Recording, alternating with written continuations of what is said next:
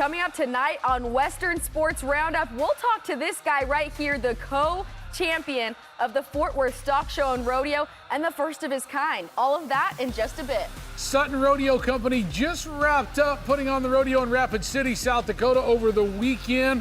Pretty fitting that they're also celebrating 100 years being in the rodeo industry. For the Sutton family, they are retiring one of their great bucking horses that's been a part of their string for quite some time. Also, it was San Antonio all about bracket number one last night. Go round number one. Kick off the San Antonio Stock Show and Rodeo. Who did well? We will tell you coming up on this edition of Western Sports Roundup. A whole lot and more coming up right now. This is the match of the night.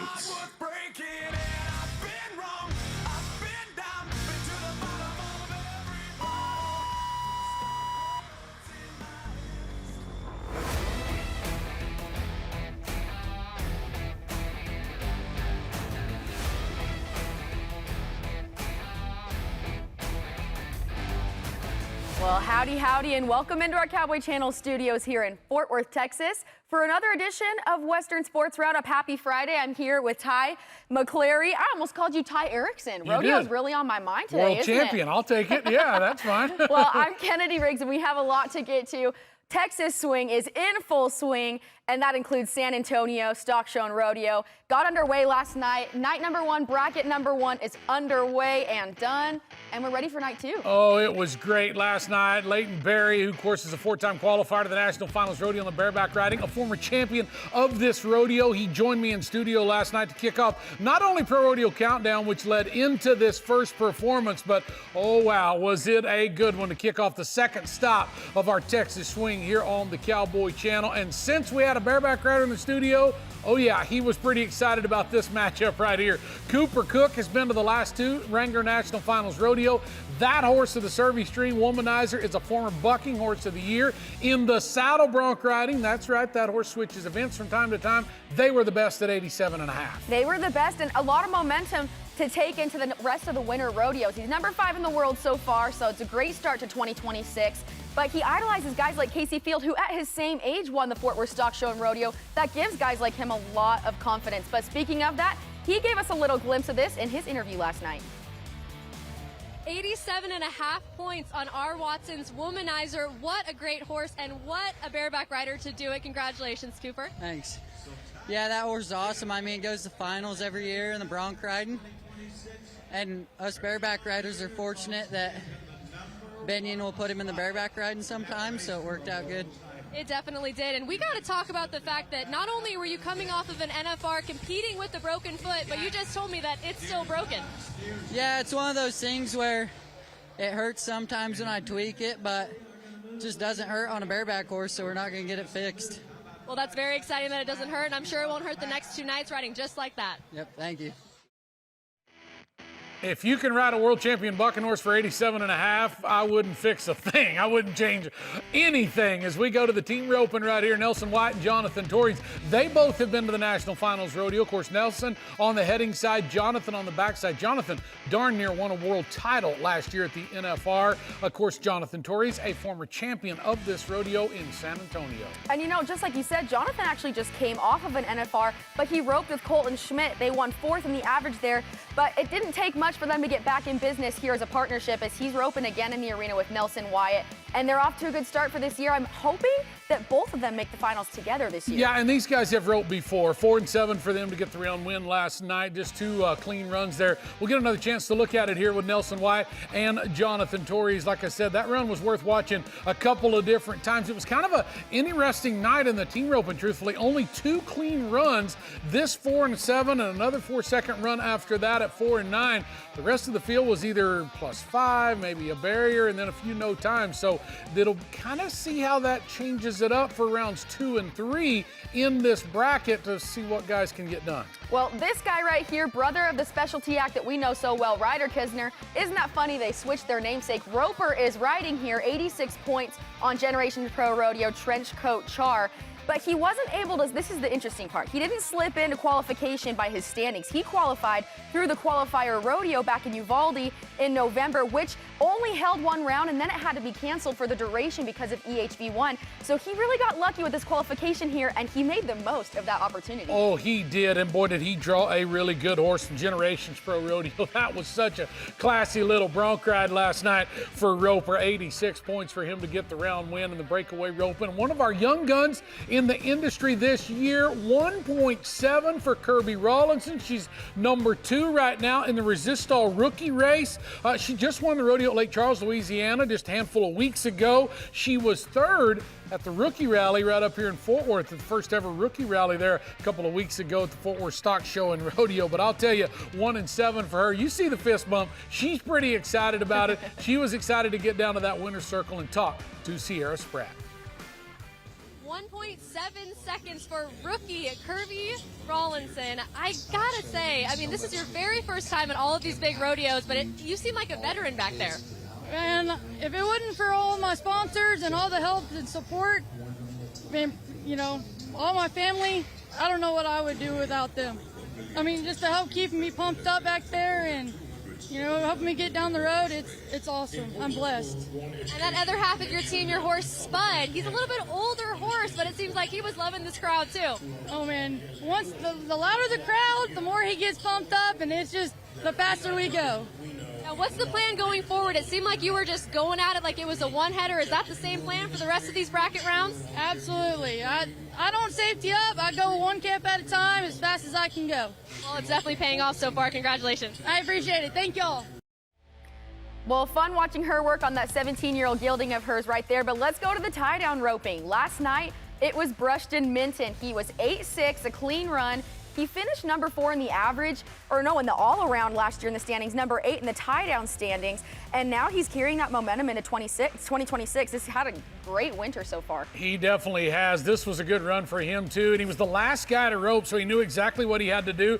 Actually fell down trying to get to that calf, but hey, it did not bother him any at all. Watch right here, just barely goes to his knees for a split second. I mean, it didn't slow him down 1/10 of a second, and he ran that calf quite a bit further than the rest of the field and still tied him at 8-6 to win the go-round.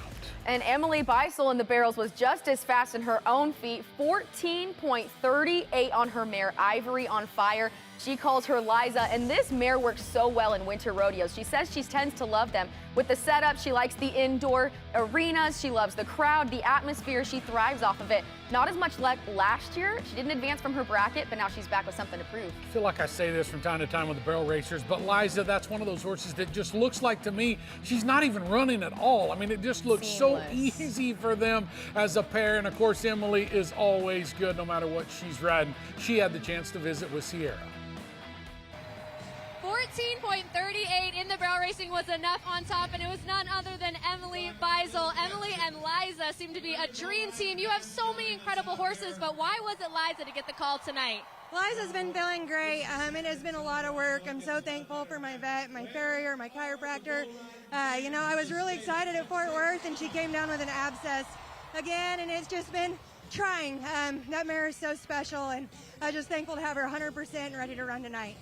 You have so much success in all types of setups, all rodeos, but what is it about San Antonio that you come in, you plan for, and you execute? You know, it takes a really honest horse here. This environment is really intimidating. It feels like the walls are closing in on you, and so she's definitely my pick. I mean, she loves that kind of setup, and so anyway, I was just tickled to bring her here and have her capitalize. So we will be seeing Liza tomorrow? I hope so. Well, congratulations on tonight. Incredible run. Thank you so much. Well, that's what happened in the barrel racing, and let's talk about the bulls. Last night, Mason Moody and Stetson Wright split the win for that first night of bracket number 1, 85.5 points for each of those guys. Keep in mind, Mason is a rookie, so this is a big deal for him to be riding with the big dogs, coming off of a great finals where he placed in 3 different rounds in the national finals, and now splitting wins with guys like Stetson, who of course is a seasoned veteran, and he ended number 11 in the world in 2025. I think he's going to keep that up this year. Oh, it looks like it, and of course Stetson's a returning, a turning champion to this rodeo in San Antonio, but these guys put on a good show last night, 85.5 for both of them. Stetson now the 10-time world champion, and the young gun, Mason Moody. Kennedy, you're exactly right. He's just clicking right along with Stetson Ride. Don't forget about bracket number 1, round number 2 tonight. Failed to mention that Stetson Jorgensen won the steer wrestling. We forgot to tell you that. He was 3-9, the 6-time qualifier to the NFR, led the way in the steer wrestling last night after the first round. I will be in studio right here with you again tonight, so be sure you stay tuned right here. After we get done with Western Sports Roundup, we will be headed to San Antonio. Well, up next, we have more in store for you. Trisyn Kalawaia is going to join us and talk about his experience there in Fort Worth and tell us just what he did. Yeah, he did definitely put on a show in Fort Worth. We'll talk to him, and we'll also find out some news about the daddy of them all in Cheyenne, Tom Hirsig. The CEO will join us. There's some big updates, kind of some format changes to the rodeo. It's all coming up. Western Sports Roundup is brought to you by Resistol, the official hat of the PRCA, and Cowboys everywhere. Western Sports Roundup is brought to you by Rock and Roll Denim. Live boldly. Live in Rock and Roll Denim. Pull, T-Man. Now we're bulldogging again. We're going to go to the lead by 1/10. Watch the replay. What did he do different than Schaefer did? On the ground, no mistakes made. And that steer, he caught him. That is the co-champion of the steer wrestling this past weekend at the Fort Worth Stock Show and Rodeo, the Hawaiian Trisyn Kalawaia, getting a huge win in his young career. And of course, as we welcome you back here to Western Sports Roundup, the good news is Trisyn Kalawaia joins us right now on the show. Trisyn, welcome to Western Sports Roundup. Congratulations on a big win. And I'm going to ask this, maybe the biggest win of your young career to date. Would that be correct in saying that? Yeah, I mean, this winning Fort Worth by far is the biggest win of my career. And, you know, to be able to win a rodeo that big in the wintertime is very important. So it's just been super exciting. So biggest win in your career, but also maybe the biggest rodeo in your horse's career. This is kind of a newer partnership, but you and Cletus worked just fine together. So this is kind of a good sign for what's to come for you two, isn't it? Yeah, he worked awesome. You know, Trevor and Jenna Duhan out there in Arizona, they own him. And, you know, I rode him a little bit, but, you know, this is my first time riding him this in this winter rodeos. And, you know, for him to go out there and shine like that, you know, was awesome. Trisyn, talk about your entire couple of weeks there at the Fort Worth Stock Show and Rodeo. It's not easy to, win the rodeo like you did. It's not easy to get into the finals like you did. Kind of talk about all the steps that you had to go through, the bracket competition, your semifinals run, all that, how it all went for you. Yeah, I mean, I've been to, you know, Fort Worth the past couple of years and had a little bit of luck, but, you know, I had good steers that I drew all week and was able to hit the bear and use them. And, you know, we hung out there in Fort Worth all week, and, you know, the rodeo committee did do such a good job, you know, taking care of the contestants. And so, yeah, I mean, it was a good week hanging out there, and to be able to win it and, you know, just compete with everybody else there, it was pretty fun. Well, I was hearing that you might have had some nerves backing into the box there in the finals. And of course, understandably, right? It's such a big rodeo and such a huge atmosphere. But what are some things that you're doing in your young career to try and deal with those nerves in such a big setting like Fort Worth Stock Show and Rodeo? Yeah, I was pretty nervous, I'm not gonna lie, in every round really. But, you know, before the final round, before I rode in the box, I just told myself, you know, just do or die and, you know, give it all you got, hit the bear and see what happens. And, you know, my short round run wasn't the prettiest, but, you know, when I got up and saw the clock was 3:08, you know, that feeling was pretty exciting, you know, and it was just such a cool moment. Trisyn, rodeo fans have been getting to watch you over the last couple of years. Of course, you've been in the top 20 in the world standings a couple of years ago, top 25 last season. So we've been getting to know you, but kind of back up a few steps. Tell us the Trisyn Kalawaia story. Obviously, you grew up over in Hawaii. Rodeo, has it been a part of your life all through your years of growing up? Kind of tell us that.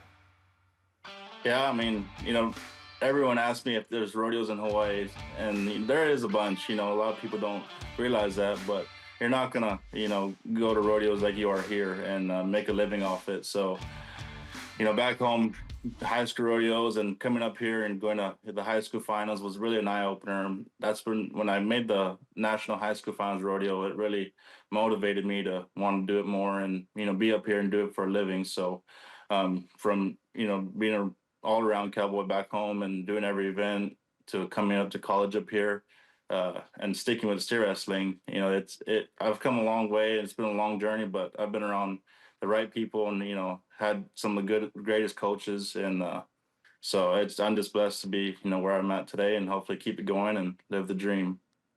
Well, harping on that, I want to talk about your family heritage, because I'm hearing that you're the first Hawaiian to ever win a Fort Worth Stock Show and Rodeo title.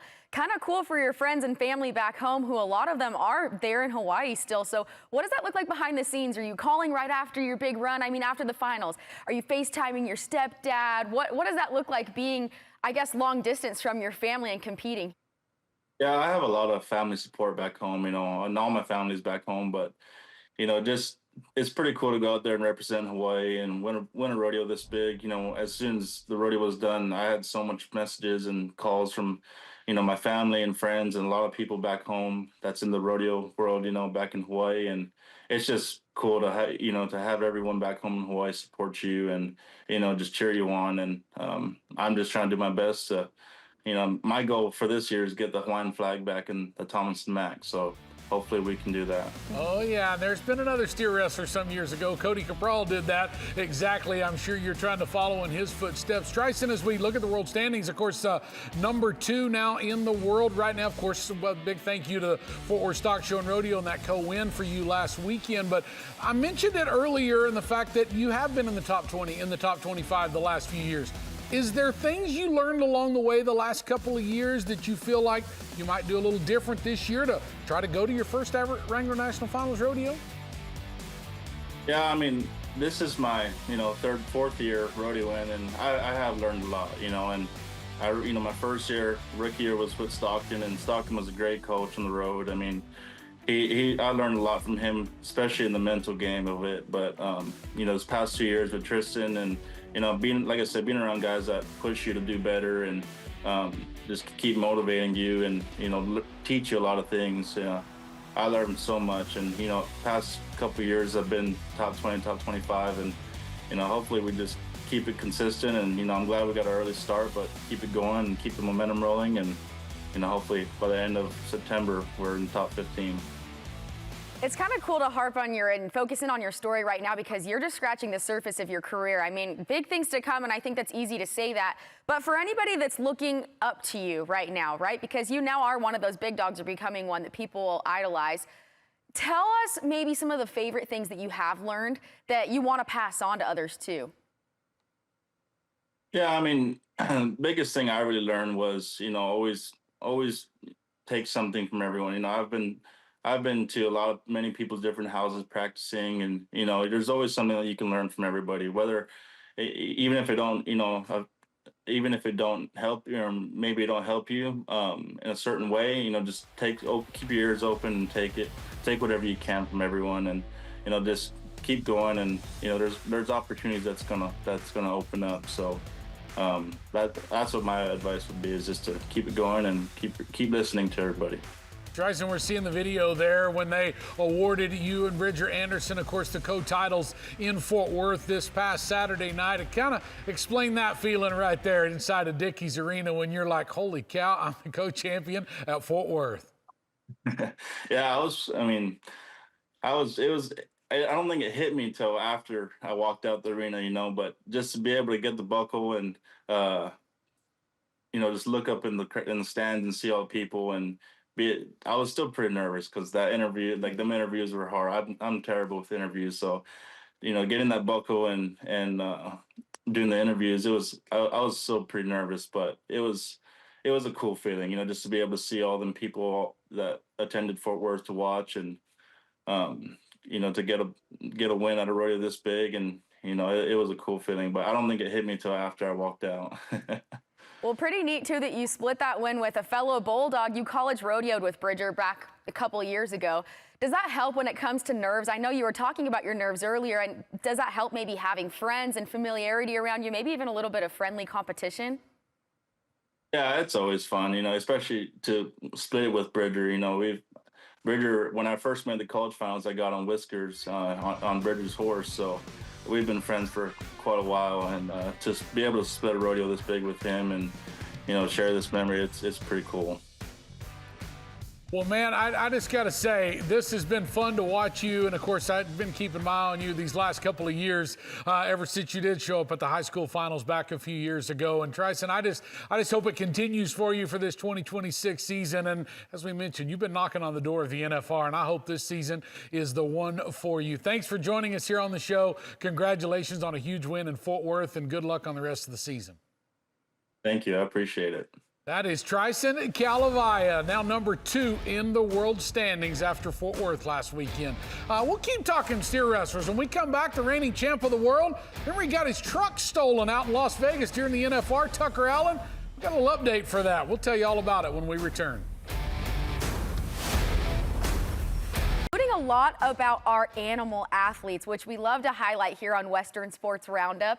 And there's a really neat one that we're highlighting today. Out of South Dakota. Oneida, South Dakota is the home of the Sutton Rodeo Company. By the way, they celebrated 100 years this year in the rodeo industry, but they are retiring one of their great bucking horses. The great bucking horse, South Point, 19-year-old Gildan, of course, been in their program ever since the start, some 19 years ago for him.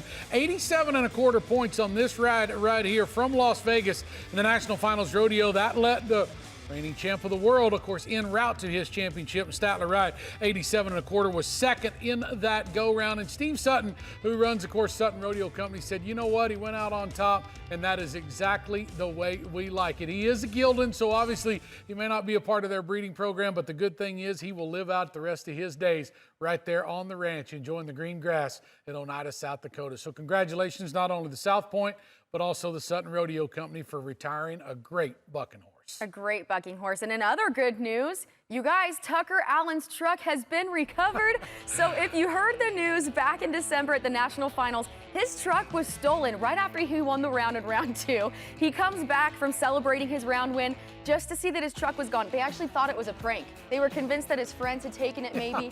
It wasn't his friends. No, it wasn't. I thought the same thing. I'm like, oh, the Bulldoggers are messing with the California boy, but that was not the case. They did. Police and personnel actually found the truck. Yeah, it doesn't have any plates on it.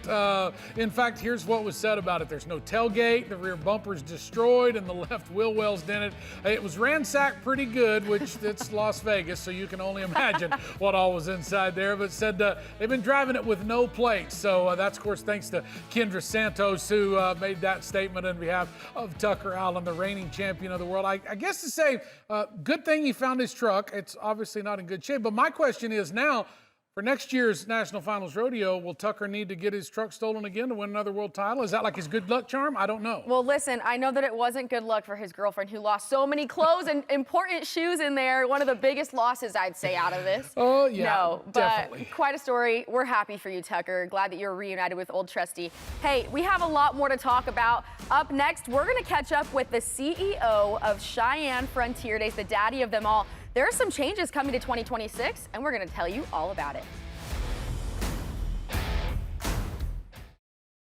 They are bringing us a big announcement today. We're here to bring you all the news. Cheyenne Frontier Days has a big format change for their 2026 rodeo that we're just a handful of months away from. We're looking forward to it. Here's a look at what exactly they're changing and we're going to delve into here. One of the biggest is that they're adding a new performance. That's going to be the first performance on Friday, July 17th.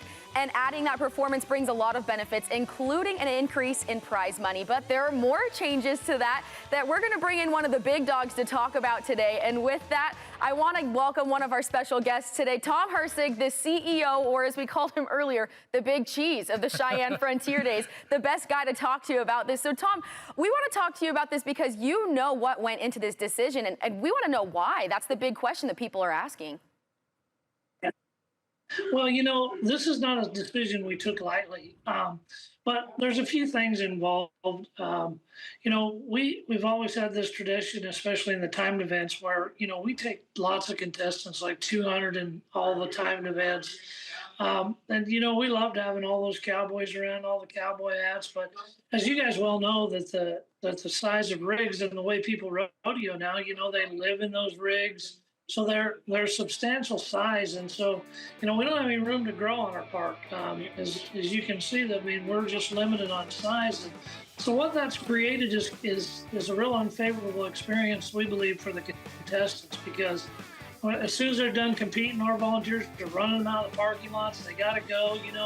Those guys are tired from rodeoing and competing, and sometimes they just want to kind of hang out and let their horses rest, and we just haven't been able to do things like that. So, that's number one. Number two is the availability of timed event cattle this year is just incredible. It's if you can find them, they're very expensive, and when you're trying to find 200 head of bulldogging steers today, that's almost an impossibility. So the cattle deal has driven this, but ultimately what we want to do is we want to create Cheyenne Frontier Days as a bucket list again for contestants. We want, when they come here, they're going to be treated great. We just bought 180 brand new stalls for the contestants' horses. We had been putting them up on panels and things like that. Had some horses get hurt, so we invested in really high quality stalls for those animals to come into. We have plans in the future to do other things for the contestants, but really it's kind of a rebranding for us. And I liken this to, we had a Florida Georgia Line concert years ago, and our limit for a crowd we raised to 25,000. We had 25,011 people. Great concert. I got more complaints about that concert just because of the customer experience. We lowered our limits because we figured out we cannot give a good experience to that many people. So ultimately, that's where we are with rodeo at this point. All right, Tom, so it's the 130th edition coming this July at the Daddy of them all. Let's get into kind of the nuts and bolts of some of these changes. Some qualifying rodeos are going to come into play with this. Of course, the world standings, circuit standings, all of that a big part of who's going to get to compete there. Yeah, so mainly in the timed events, where they're going to take the top 61 from the world standings. We'll take 8 from the Mountain States circuits. And then this is really kind of a springboard off of like what San Antonio and Fort Worth do with their qualifiers.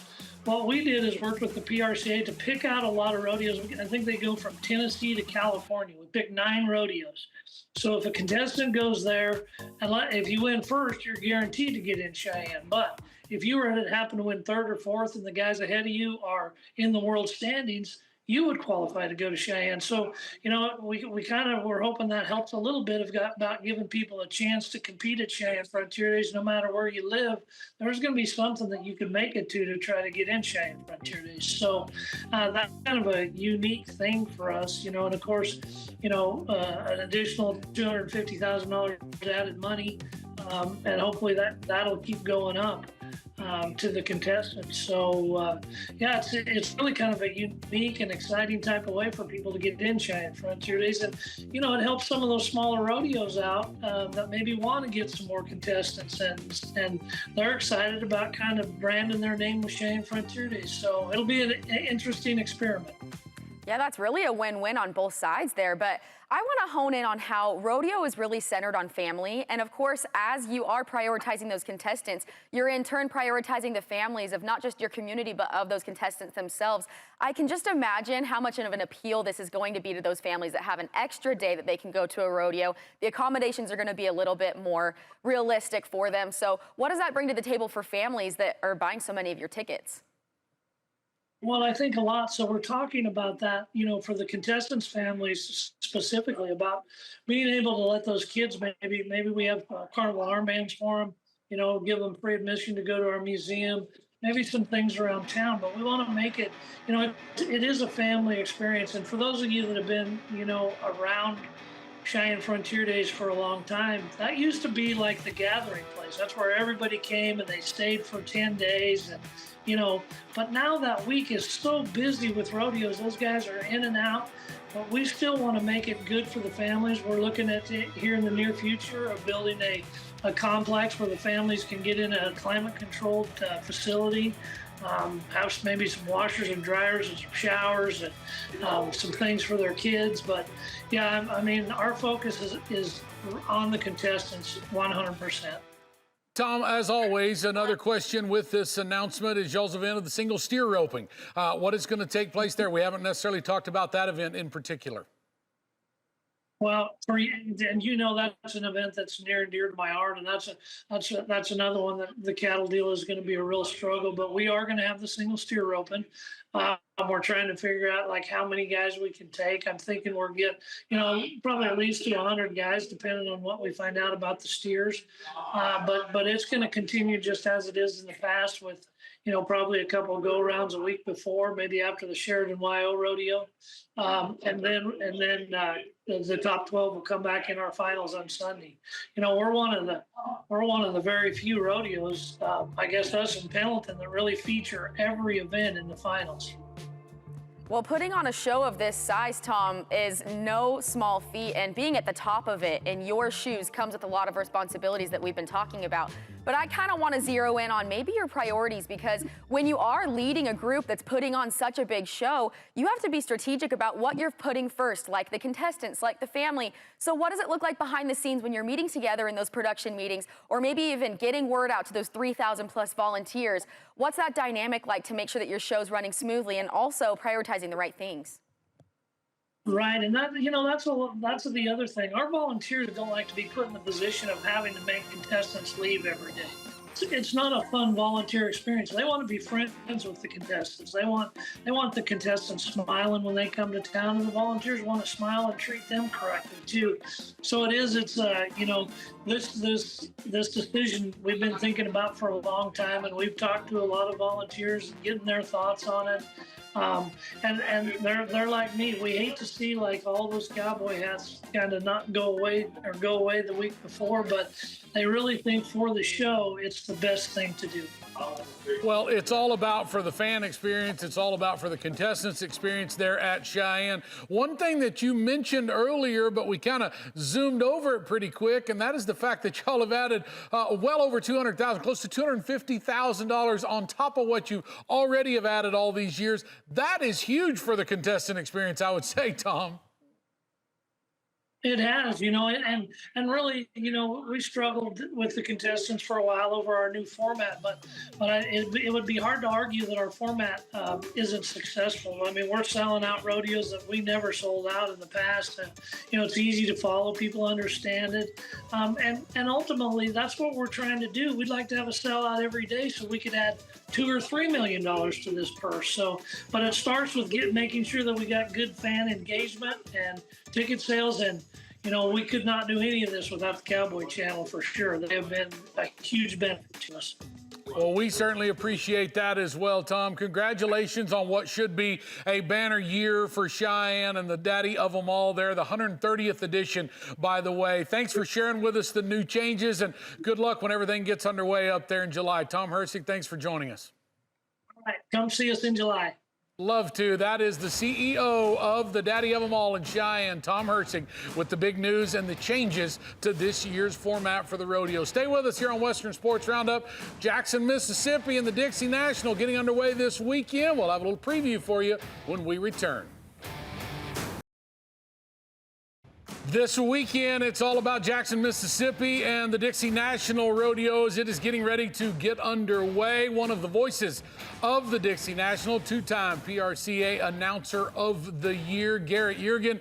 He will be one of the hosts calling all the action there in Jackson, and he is joining us right now here on Western Sports Roundup. Garrett, welcome to the show. Thanks for joining us.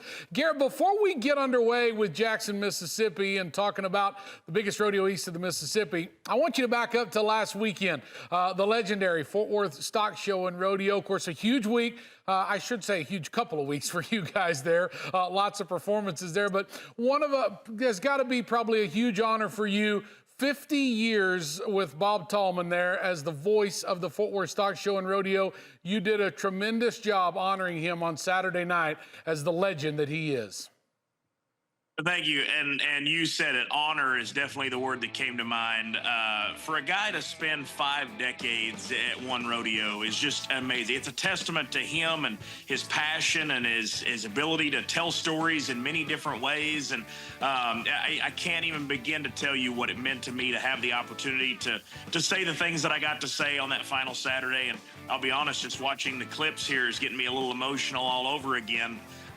Because, I mean, what he's done for our industry, what he's done for our specific line of work as announcers, he changed the game. I mean, we tell stories the way we do because of Bob Tolman, and it's an honor and a blessing to call him a friend, and it's just as big of honor and blessing to know that I got to be the one to thank him publicly, and I mean, I hate to say bid him farewell at Fort Worth, because he's still going to be around. He's going to be a superintendent for the ag mechanics competition and help with the college rodeo and a few things like that. So Bob's definitely not leaving the Fort Worth Stock Show and Rodeo. We're just going to dang sure miss his voice in Dickey's arena. Yeah, that is for sure. One thing about him I think that comes to mind before we step away from that, though, is, you talk about legends in the sport of rodeo, and I think about, say, guys like Roy Cooper in the tie-down roping. Every tie-down roper will tell you they've got a little bit of something that they got from Roy Cooper in their way and their style of roping. I would have to say that would go the same for you announcers, having a little bit of Bob Tolman in your style of announcing. Very much so. You couldn't have said it any better there either. Like I said, we tell stories with emotion and passion and excitement because of Bob Tolman. Before he came on the scene, the announcers were very prim, very proper, just very sports broadcaster. But when Bob came in and changed the game, he put emotion and excitement into the announcer's role. And, I know there's lots of people that wish sometimes we'd tone it down a little bit. But, man, when you get caught up in the excitement of a sold-out crowd like Fort Worth, where there's 9,400 people in there having the time of their life, that excitement, it's hard to stay away from. So personally, I'm so thankful for everything that he's done for our sport. And I know he's still got a few tricks up his sleeve yet still. So I'm excited to see what's next for Bobby T. Well, you guys have such a special job, and to have a rodeo hire you to tell their story and be the voice of that rodeo itself, they put a lot of trust in your hands. And so, of course, with people like Bob to look up to, now fast forward to now, you're in Jackson, Mississippi, gearing up for, like we were saying, the biggest rodeo east of the Mississippi, and that comes with a job that brings a lot of responsibilities to the table. You're going to be telling stories not just of the athletes, but of the culture. So delve into that for us. You're in Mississippi. That's a different culture over there. Rodeo looks the same, but the culture behind it might be a little different. It is. The Deep South is full of Southern hospitality and home cooking, and that's two of my favorite things in the world. Probably would have to put the cooking above the hospitality. I like to eat, but no, it's so much fun. These people, they come here to have a blast, and it's so generationally instilled in them too. I mean, the Dixie National is a prime example of people that have been coming here with their parents and grandparents and great-grandparents, and it's a historic thing here. And when you look at the audience, you can see, and it's very proven. Dusty Myers has been here for a few years, and he was just talking to me last night about the people he recognizes sitting in the same seats every night. Liesl Harris spent 40 years here and entertaining fans, and there's people that talked about they're bringing their kids now, but they came with their grandparents and enjoyed Liesl. So it is very much a tradition.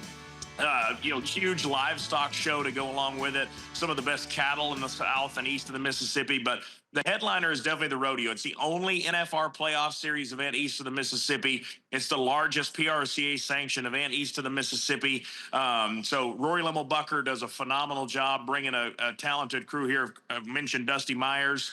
I share the microphone with Andy Stewart. He's actually here for all 9 performances, and then I'll join him this coming Wednesday for the last 5. But Brian Patton's here, specialty acts. Randy Mayer's on the music, brings a multitude of different stock contractors to town. So truly the best of the best here east of the Mississippi. Garrett, I think rodeo fans and Cowboy Channel fans may forget this a little bit, but, when we talk about rodeos all across the country, maybe some rodeos, say, in the state of Texas or maybe out west, and I've even heard announcers say it before, like they truly are rodeo fans inside that arena. Jackson, Mississippi would fall under that category as well, because just like you mentioned, some of those fans have been coming to that rodeo for a long, long time, and they definitely understand and love the sport of rodeo. They absolutely do, Ty, and it's proven, you know, when Stetson Wright shows up, by golly, they know who he is, and they get that kind of talent here now because it is a playoff series event. You know, I remember Ben Anderson made a big 90-point ride here a couple years ago, and I mean, they almost tore the roof off this place.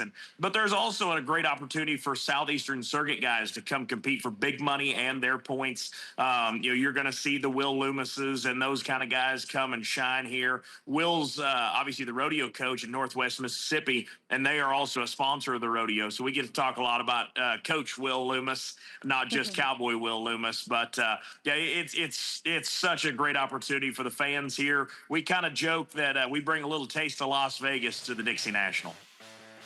Well, being the chauffeur of this rodeo, so to speak, taking the audience through the storylines, what are some of the good stories going into this week that we can keep our eyes out for?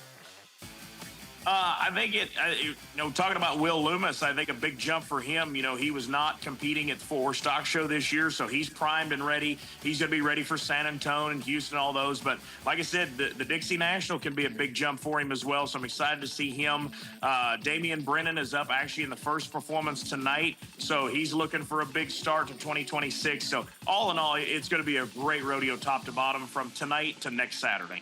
Garrett, there's a reason that you're good at your job. Of course, two-time PRCA Announcer of the Year. But what keeps that drive going for you? Because you change locations, but you're still doing the same job to bring entertainment to the fans, to the sport of rodeo. You're darn good at it, and you keep a lot of energy inside of those arenas. What keeps that going for you day to day?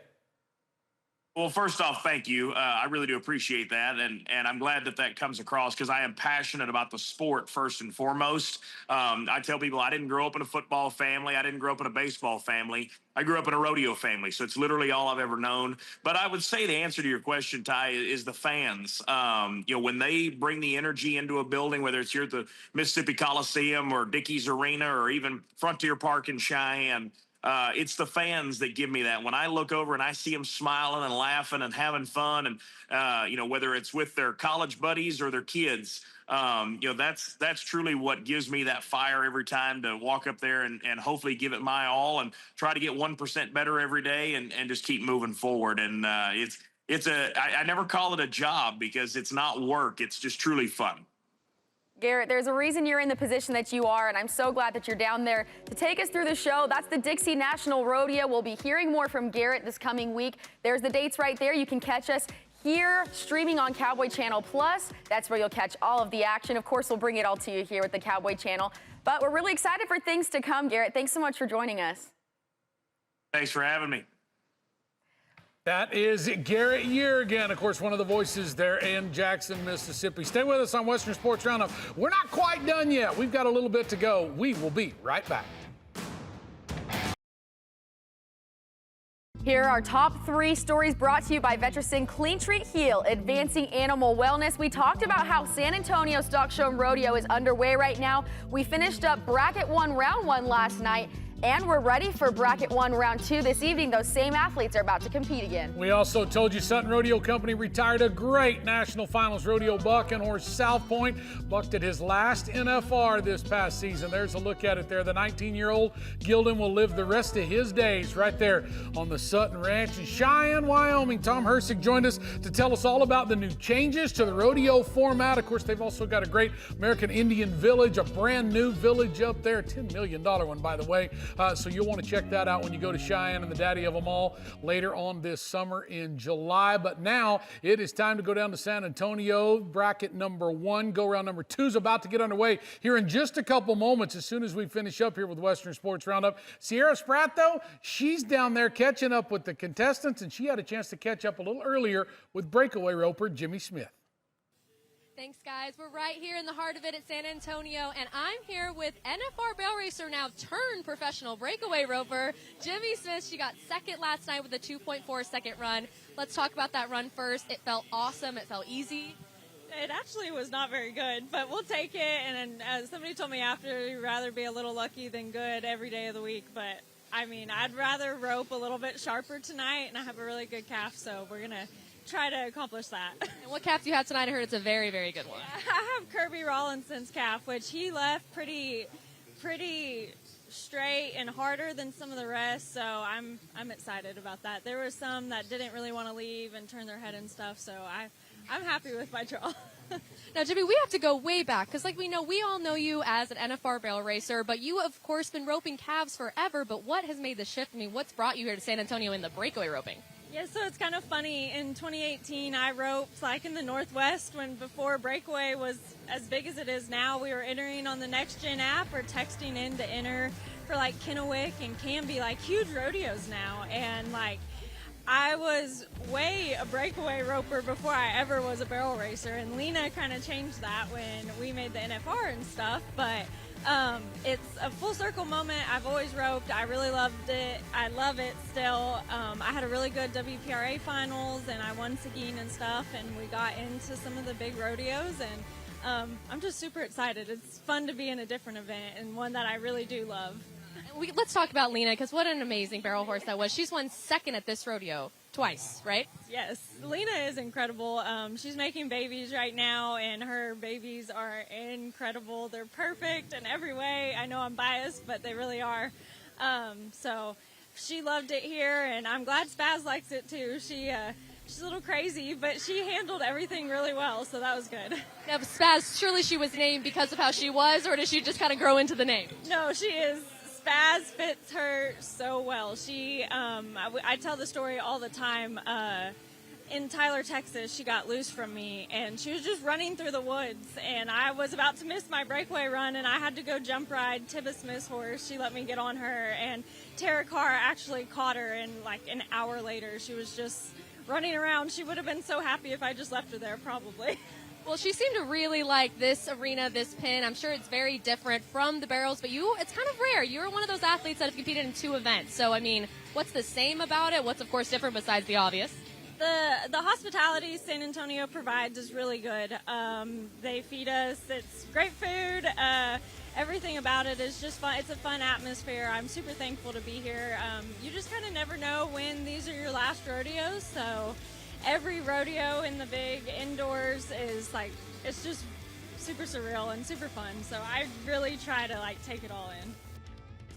Sierra Spratt and Jimmie Smith visiting all about the breakaway roper / barrel racer competing down there in San Antonio. She was great last night, actually won second in the go round. So that's going to wrap it up for Western Sports Roundup. For all you gentlemen listening, guys, it's Valentine's Eve. Little hint, hint. Don't forget to get your sweeties a little something nice for tomorrow for Valentine's Day. San Antonio Stock Show coming up next. For Kennedy, I'm Ty. Thanks for watching, everybody.